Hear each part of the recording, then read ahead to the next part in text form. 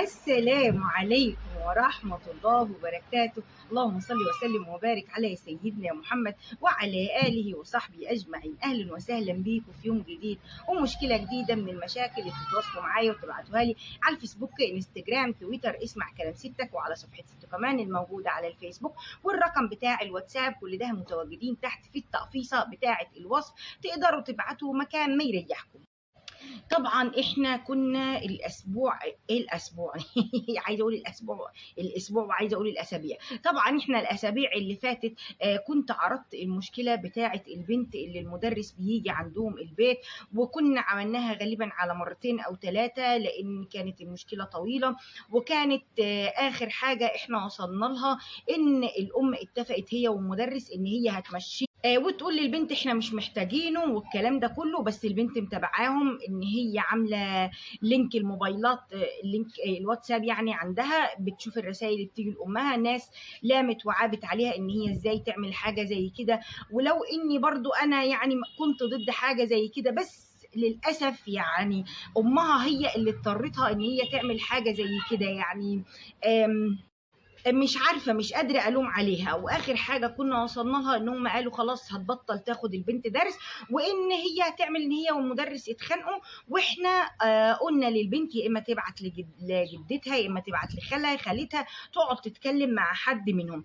هي كانت بعتت لي، بس انا كان معلش في مشكلتين كده عايزين ينزلوا ضرورا، فانا هقول لكم اللي هي قالته لي. السلام عليكم يا ستو، انا شكرا قوي ليكي والله ان انت متابعه معايا وتعبه نفسك، وشكرا لكل الناس اللي دخلوا دعوا لي واللي كتبوا لي كلمه حلوه. والله العظيم انتوا مش عارفين انا حاسه بايه دلوقتي. حاسه اني بموت لان امي عماله تمثل عليا وبتضحك عليا. انتوا قلتوا ان انا اقول لتيتا او لخاله او خالته. طيب مبدئيا انا عندي خالين بس وما عنديش خاله. اما تيتا اللي هي بتاعه ماما فمن النوع اللي هو يعني متفتحه زياده عن اللزوم. يعني مثلا ممكن تكون بتهزر مع حد وتضرب بالايد، ممكن تشتم شتايم من اللي هي كده في الهزار. انا ما اقدرش اقول لها حاجه زي كده لان هي اصلا مش بتحب بابا، ودايما تقعد تقول لماما يا اختي انت اللي زيك بجمالك ده قاعده مستنيه جوزك اللي متغرب، قاعده مستنيه جوزك اللي متغرب. والله انا لو منك اشوف لي شوفه يا نهار ابيض. فانا لو قلت لتيتا والله مش بعيد ان هي تشجعها علشان تكمل في اللي هي فيه. وهم للاسف بقى انا عرفت ان هي اخدت اجازه من الشغل، بس طبعا هي ما قالتليش. قالت لي انا جالي شغل علشان زي ما قلت لك هي شغاله في السياحه، وقالت لي المفروض ان هي تسافر 5 ايام. وعرفت بعد كده ان هما الاتنين مسافرين مع بعض.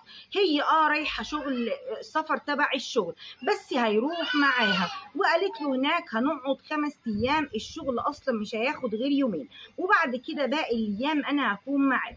وظبطوا وقالوا خلاص تمام هي هتسافر وهو هيروح لها بعدها بيوم، علشان يعني محدش ياخد باله ولا اي حاجه.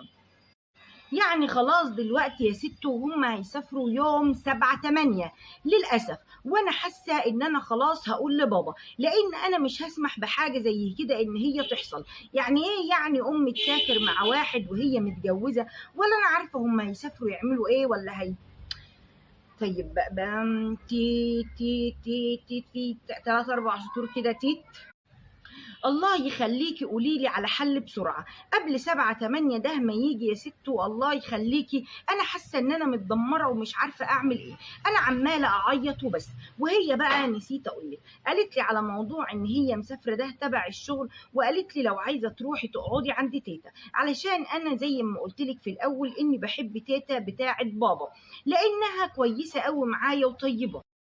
بصراحة كل ما أروح عندها بتخلينيش أحس إن أنا وحيدة. تقعد تلعب وتهزر وتضحك معايا، وساعات كتيرة قوي يا ستو بنخرج أنا وهي نلف بالعربية شوية. يعني أنا بحبها جدا صراحة.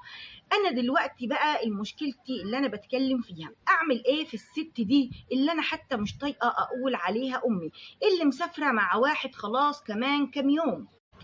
انا فكرت وقلت لها طيب ما تاخديني معاكي وبعد لما تخلصي شغل اتفسح، علشان احنا ما سافرناش السنه دي. قالت لي لا انا هسافر، ووعد مني لما هرجع هاخدك معايا.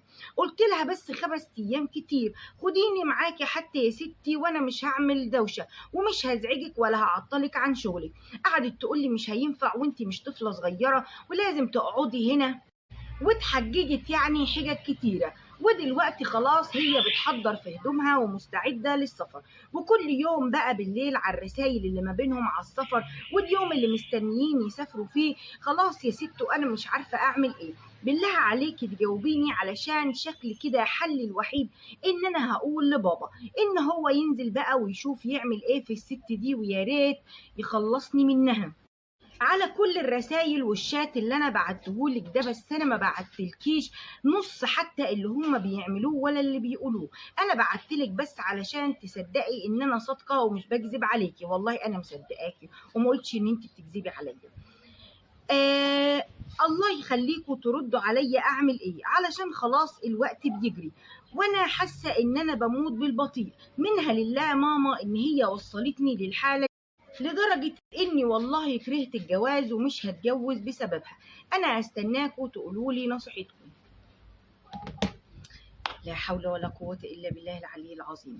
طيب كان في حد اقترح الاقتراح ده وأنا شفته في وسط الكومنتات. ساعتها أنا ما كنتش عايزة نعمل بيه، يعني ما كنتش عايزة نلجأ للحل ده.